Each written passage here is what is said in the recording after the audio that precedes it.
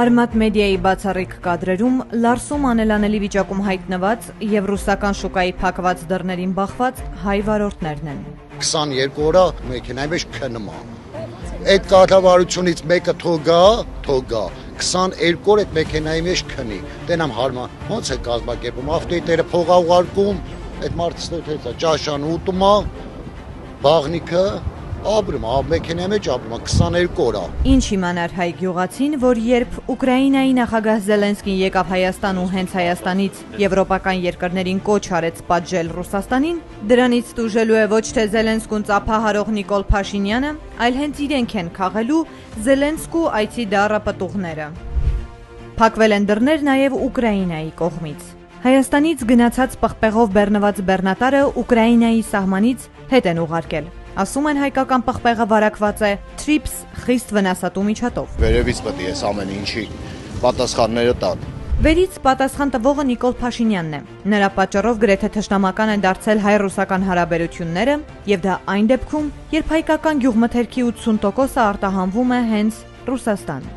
Կայնյակով եկել եմ մի ամիս ասեմ, հիմա զանգի ասում են արեք մեքենան հետ տարեք Հայաստան։ Մեր պետությունը որ ասում է հիմա արտահանում ենք Եվրոպա, արտահանում ենք ծաղիկը Եվրոպա, բայց իրենք չեն մտածում է 12000 մեքենա կա Հայաստանում, բայց 12000 մեքենայի տերերը ու վարորդները ինչ են անելու։ Վերին Լարսի տարածքում եւ անցակետից մի քանի կիլոմետր էլ այն կողմ Ռուսաստանի տարածքում հայկական բեռնատարերի վարորդները պատմում են օրերով, երբեմն ամիսներով սպասում են։ Մեկ բեռը փորձաքննության են ուղարկում, մեկ կրկնակի ստուգման։ Շատերն այդպես էլ Ռուսաստան չեն հասնում։ Կան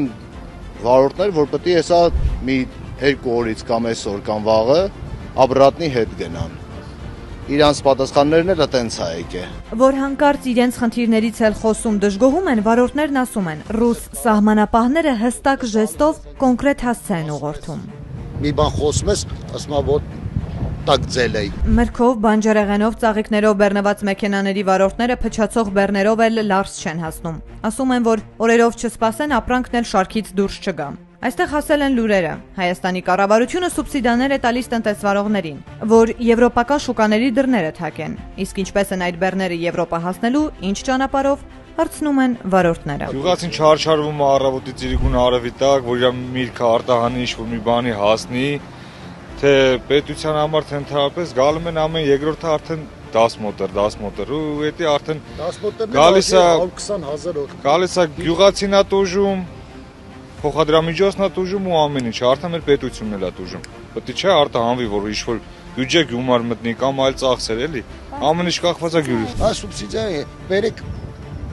4 հատ ֆիրմա բացենք մեծ ծաղիկի, այդ 4 հոգին փողը տանք, ասենք, պետություն տվել են, փողերը տվել են, ձեները կտրեք նստեք, բայց 12000 մեքենա կա, բայց 12000 մեքենան ինչ են անելու։ Հայաստանում այդ 12000 մեքենան ինչ են անելու, վարորդները ինչ են անելու։ Դրա մասին թող մտածեն։ Ոչ թե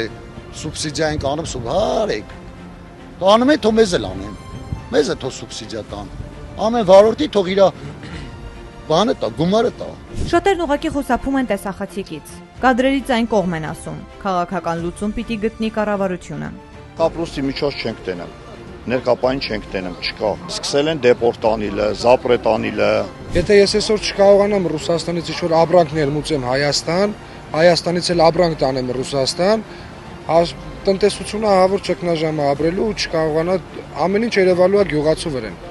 Հաստատ կառավարության նստողի վրան ոչ մի բան չի երևալու։ Չգիտեմ թե սա վերջը ինչ է դառնալու էլի։ Իսկ քաղաքական լուծումը չկա ու չկա։ Կան ընդհանրապես խոստումներ, որից հայ գյուղացուն ոչ տակ, ոչ սառն։